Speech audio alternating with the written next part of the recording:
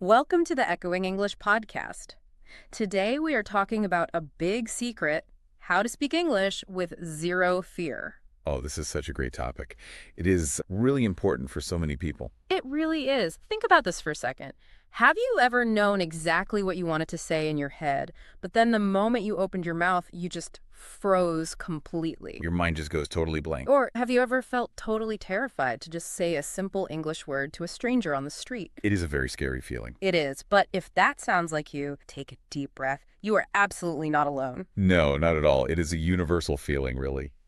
In our deep dive today, we want to figure out exactly why speaking a foreign language feels so incredibly scary. Yes, the why is very interesting. But more importantly, we're going to share simple, everyday tips. These tips will help you stop being afraid of making mistakes. And I want to set a very clear rule for our deep dive today, right from the beginning. Oh, what is the rule? Making mistakes is completely 100% normal. I love that rule. Yeah, every single person on Earth makes mistakes when they are learning something new. Even native speakers make mistakes. Exactly. It's not a sign of failure. It is just the natural path to getting better. So, as we go through this today, please remember to be kind to yourself. Okay, let's unpack this. Let's start by looking at why we feel this intense fear in the first place. Because it does not only happen to beginners. A fascinating story about a very successful professional. A very smart woman. Yeah, she works at a large media company. She is highly educated, and she actually had to take a very difficult English test to get her job. That is right. And she did incredibly well on this written test. She passed it with no problems. No problems at all. According to her teachers, her English was fluent. Wow. She understood complex grammar rules. She had a huge vocabulary. And in a quiet classroom, she was a fantastic student. So she had all the knowledge she needed on paper. Yes, all of it. But then, something entirely different happened in the real world. This is the crazy part. On the exact same day she passed this big test, she left her office building to get a drink. Just a normal afternoon break. Yeah, she walked down the street, walked into a normal coffee shop, and tried to order 1 cup of coffee. Just 1 cup. And suddenly, her heart started racing, and she was completely terrified. It is such a common story, though. Yeah. She felt a massive amount of stress just trying to speak to the barista. Why did that happen? Instead of just asking for coffee, she was analyzing every single word before it came out of her mouth. Oh, she was thinking too hard about it. Exactly. She was desperately hoping her grammar was perfect. She was stressing about pronouncing every single letter exactly right. To the point where she almost could not speak at all. Yes, she just froze. I noticed in the notes her English being pretty good.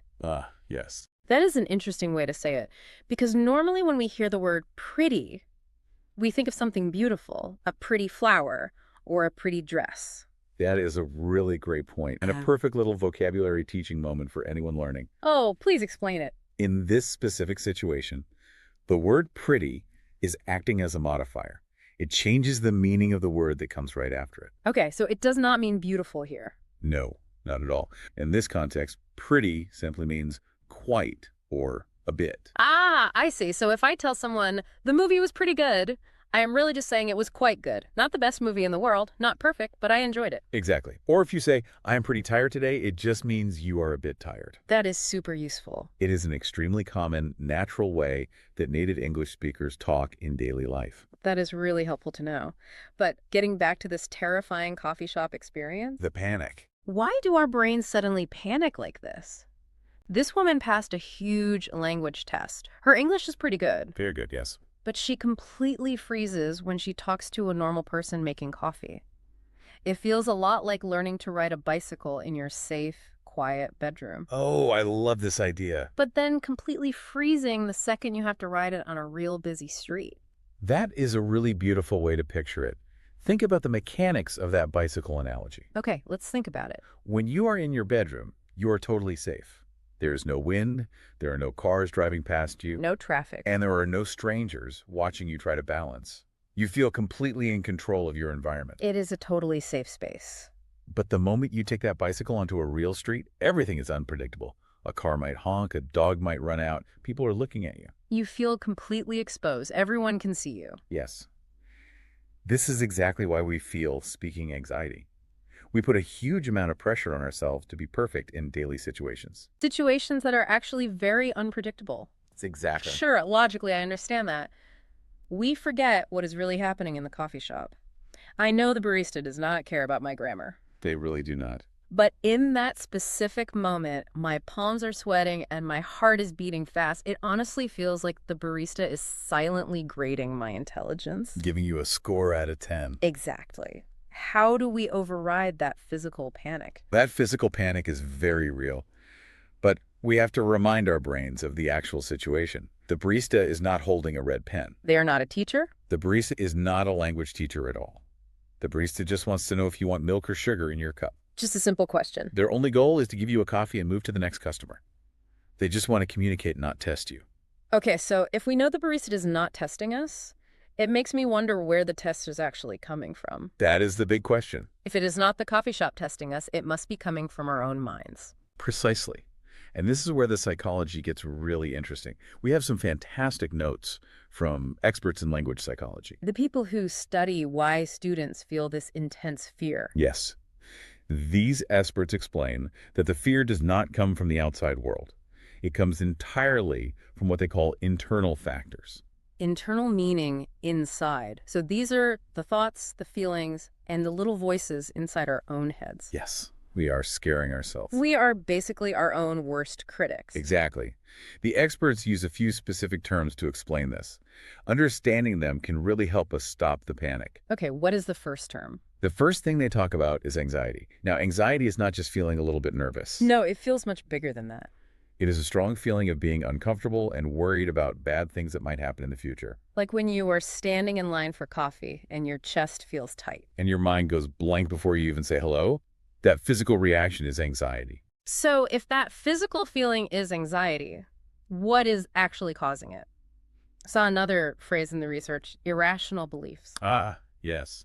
Irrational beliefs. I assume an irrational belief is like thinking the entire coffee shop will stop what they are doing and laugh out loud at me if I pronounce the word cup wrong. That is a perfect example. Even though that makes absolutely zero logical sense. It makes no sense at all. A belief is just something you hold to be true in your mind. The word irrational simply means something that is not true and not based on logic. So irrational beliefs are basically these fake stories we tell ourselves. Yes, fake stories. You might truly believe that if you make one small grammar mistake, everyone will think you are foolish. But that is completely irrational. In the real world, people are usually very kind and just want to help you. That makes a lot of sense. We are reacting to a fake story in our heads. Exactly. And I think this connects to the third idea the experts mentioned, which is self-perception. Yes, self-perception is huge here. Let me break that word down.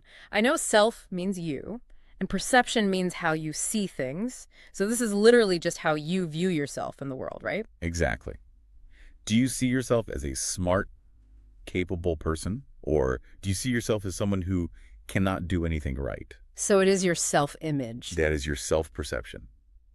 And this brings us to a really huge aha moment in our deep dive today. Oh, what is the big moment? The experts explain that the core reason we feel so much fear when speaking English is because our self-perception suddenly drops. Oh, this is so interesting. Let me guess how this works. Yeah. In your first language, the language you were born speaking, your self-perception is very high. Yes, you feel confident. You feel like a smart adult. You can make your friends laugh with a clever joke. You can give really good advice when someone is sad. You feel respected. Yes, you have spent your whole life building that smart adult identity. But then? But when you switch to speaking English as a beginner, you do not have all the words yet. No, you only know basic words. You might use the wrong verb, or you might struggle to explain a simple idea. Suddenly, you have this terrible fear that people will look at you and think you are much less intelligent than you actually are. That makes perfect sense. You want to sound like an adult, but because of your limited vocabulary, you feel like a small child again. That is so frustrating. You have all these complex, beautiful adult thoughts in your head, but you only have a few basic words to share them. It is a very hard feeling. You feel like a completely different, less intelligent person. It makes total sense why someone would just choose to stay quiet. Because if you stay quiet, nobody can judge you. People who are perfectionists must struggle with this the most because they refuse to look silly. Perfectionists absolutely suffer the most. They want to wait until their English is 100% flawless before they finally open their mouths. But that is a trap, isn't it? It is a huge trap. But I have to push back a little bit here. Isn't it totally normal to want people to think we are smart? Of course it is. We are adults, we have jobs, we have pride. How do we just let go of wanting to be perfect when it feels so important to our identity? It is completely normal to want respect. But we have to actively change our self-perception. We have to remind ourselves of a very important fact. What fact? You are already smart. The fact that you are trying to learn a whole new language proves that you are intelligent and brave. That is a really nice way to look at it. If you wait in your bedroom until your English is perfect, you will literally never speak. You have to let go of this idea of perfection in order to actually start communicating with real people. If perfection is the enemy here, it makes me wonder what perfection actually looks like to a beginner. What do you mean? Do people think they need to memorize the entire English dictionary before they are allowed to speak?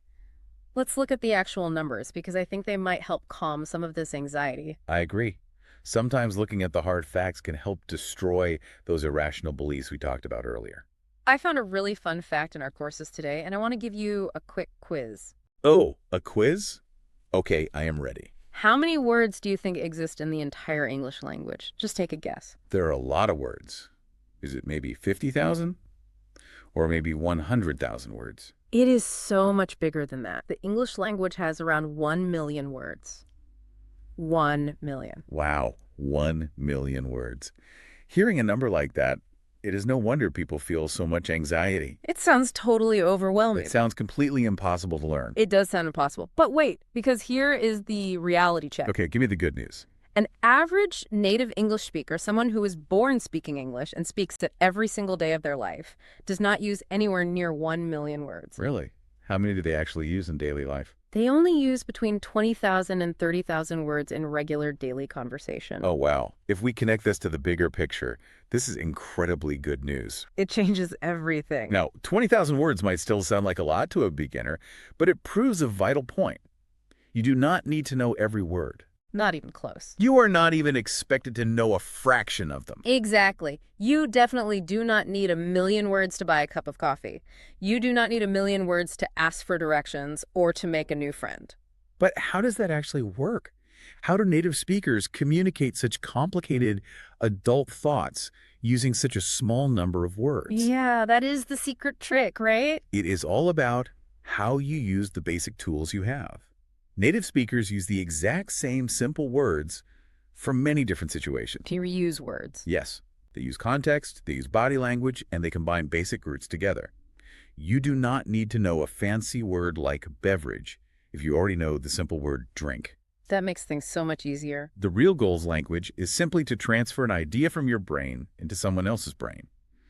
The goal is connection, not perfection. So the goal is not having a massive dictionary stored in your head. No, not at all. The goal is just being willing to connect your ideas using whatever simple tools you currently have. Exactly. Communication happens long before perfection does. Okay, so we now logically know that we do not need 1 million words. And we know that the fear we feel is just an irrational belief created by our own internal anxiety. The fake stories. But logic only goes so far. How do we actually fix this? How do we train our brains to stop panicking in the real world? We have to find a way to practice speaking in a place that is completely safe. A safe space. Yes.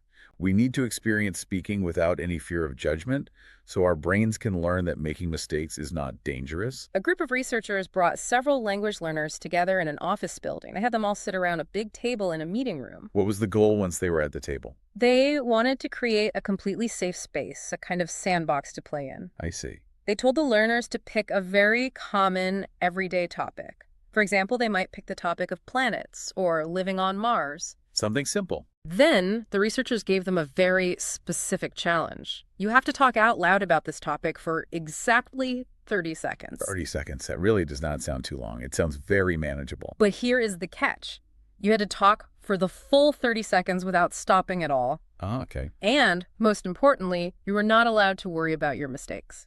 Wow, that is hard to do. It is. If you used the wrong grammar, you could not stop to apologize. If you forgot a word, you just had to guess and keep going. You simply had to keep your voice moving forward no matter what.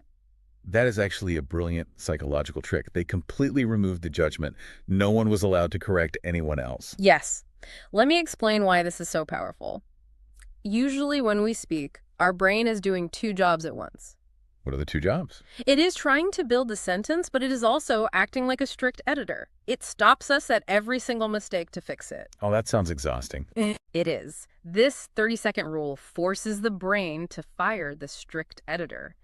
It teaches your brain to prioritize fluency, which just means keeping the flow going over accuracy. And how did the learners feel after trying this? They felt amazing. When the researchers asked one learner how they felt about making mistakes during the 30 seconds, the learner just smiled. What did they say? They said, "I don't care anymore. I am here to learn English. Making mistakes is just a normal part of it." That is wonderful. The anxiety completely disappeared because the heavy pressure to be perfect was finally gone. It worked. They rewired their brain's panic response. And the best part is, you can do this at home. I want to challenge you to try something today that we can call the timer trick. I love practical advice. How do we do the timer trick? It is incredibly simple. Later today, when you are safe in your room, take out your phone, open the clock app, and set a timer for exactly 30 seconds. Okay, 30 seconds. Then pick a very simple topic from your daily life. You could pick what I ate for breakfast, or my pet dog, or my favorite pair of shoes. So you just pick a simple topic, and then you just start speaking to the empty room. Exactly. Press start on the timer and talk out loud. Remember, you are totally alone. No one is judging you. It is just you and the timer. The only rule is that you cannot stop speaking until the timer rings. If you say a completely wrong word, ignore it. Keep moving. If your grammar is a mess, who cares? Keep going. The only goal is to keep your mouth moving and the words flowing for 30 seconds. This is such a powerful way to train your nervous system.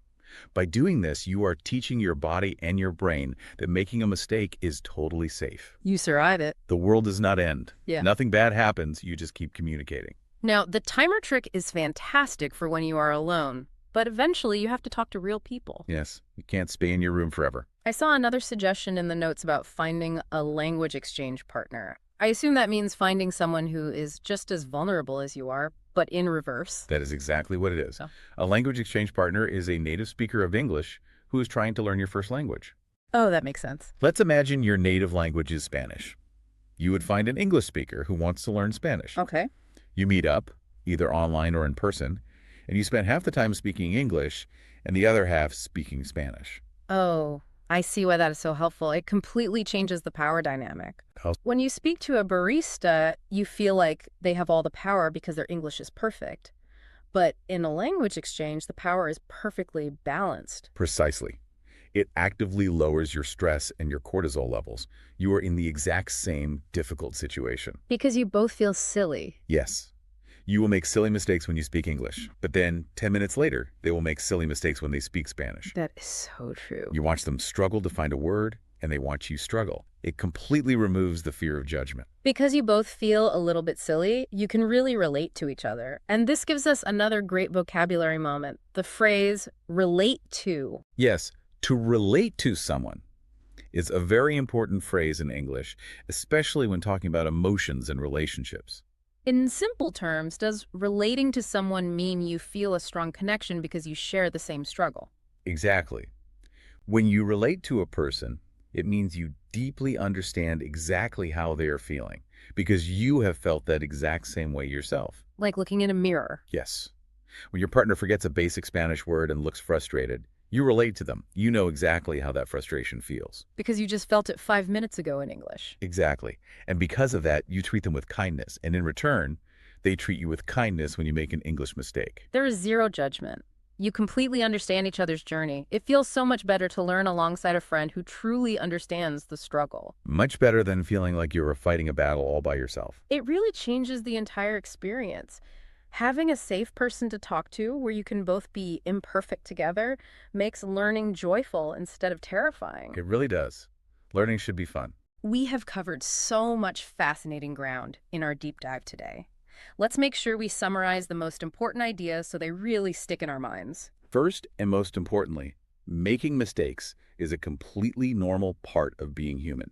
Everyone makes them. Everyone, even smart professionals who pass difficult written tests, do not let one mistake ruin your day. Second, we need to remember that mistakes are actually good things. Making a mistake is exactly how your brain learns and grows. It is the only way to grow. If you are not making any mistakes at all, it means you are staying in your safe bedroom and you are not really trying to ride the bicycle on the street. Third, Protect your self-perception. Remember that you are already a smart, capable adult. Yes, your ideas are important. Your ideas, your humor, and your thoughts matter so much more than having perfect grammar. Do not let an irrational belief stop you from sharing your unique voice with the world. And finally, you do not need a dictionary of a million words in your head. You just need enough simple words to communicate your ideas. Keep it simple. Try the 30-second timer trick today to teach your brain that flowing is more important than being perfect. Before we wrap up, I want to leave you with one final thought to think about today. What is that? Whenever you speak English to a native speaker, your irrational anxiety tells you they are judging you. You worry they think you are foolish. We all have that fear. But I want you to ask yourself this. What if the person you are talking to isn't judging you at all? Wait, really? What if they're actually just deeply impressed? What if they're amazed and happy that you are trying so incredibly hard to speak their language? Wow. That completely changes everything. It changes the entire picture. It really does. It is like riding that bicycle on the busy street, but instead of imagining people laughing at you, you imagine that they are actually smiling and cheering for you. Because they know you're doing something difficult. And they think you are incredibly brave for trying. Because you are brave. Every single time you open your mouth to speak a new language, you are showing bravery. Keep practicing, keep making mistakes, and keep moving forward. Hope you liked the podcast today. Don't forget to subscribe.